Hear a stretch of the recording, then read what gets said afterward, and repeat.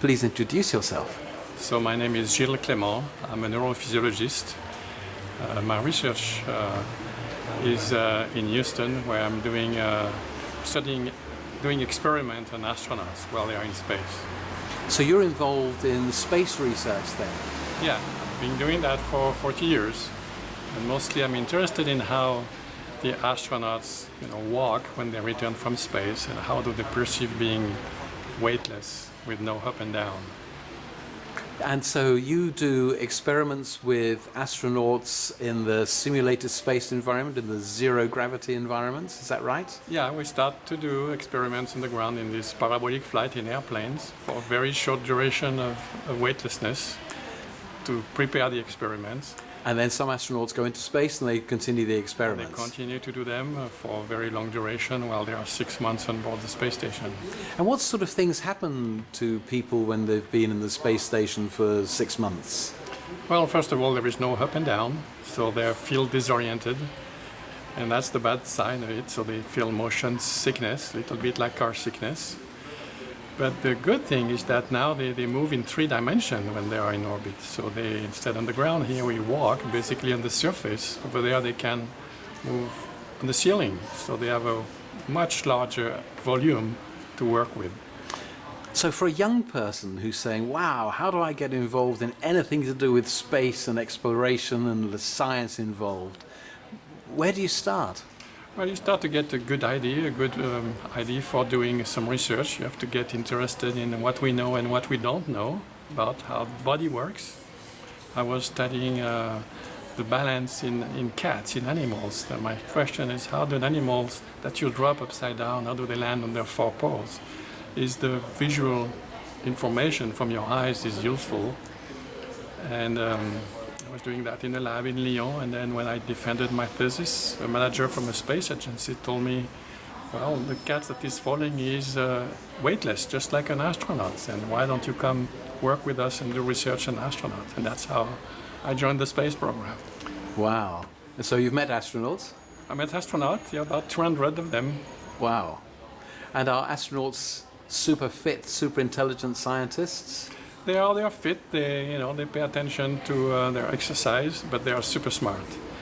Yeah, and they want you, when you describe something, they want you to be quick and to the point, and they are very efficient when they do the work. So does that mean to be an astronaut you need to have a degree? Yes, definitely a doctoral degree or engineer degree. Most of them have several degrees. They are biologists, doctors, lawyers. They have a functions. Sorry, did you say lawyers? Yes. Yeah. So even degree lawyers? In law. Yeah.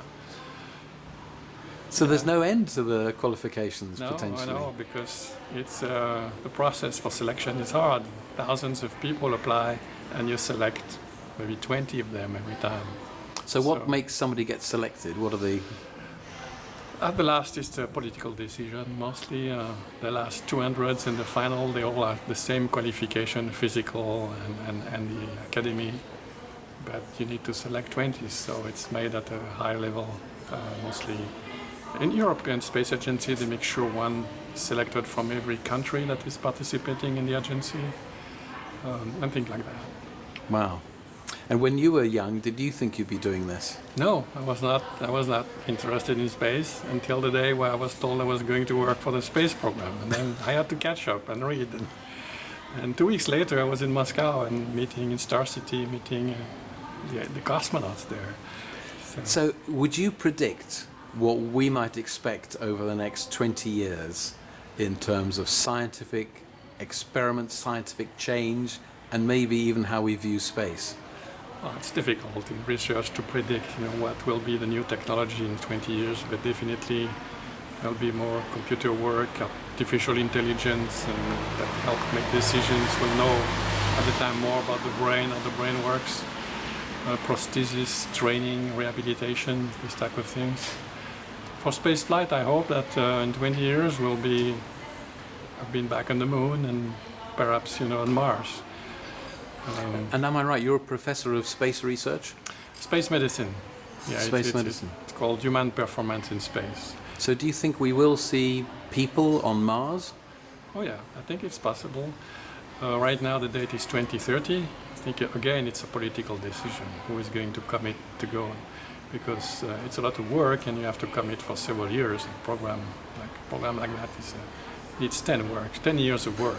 Just like when they decided Apollo to go to the moon in '61, they had 9 years to go, and with the budget continuously flowing for 9 years, that's the commitment you need, for a program like that. You cannot change your mind every year or every other years. I'm sorry, as we finish this, you just said something about an astronaut has to be flexible. Yeah, they have to demonstrate that they can adapt, and that they can learn in any field, not just the field they are an expert, but they have to learn about engineering, about medicine, about practical things, and biology, geology, and they are able to describe what they see as a journalist. So they have to show that they demonstrate the skill to learn during the training, all of this. And learn quickly or learn sequentially? Learn quickly. They spend in classroom and all at the same time, both the technology and the experience. Fantastic, thank you.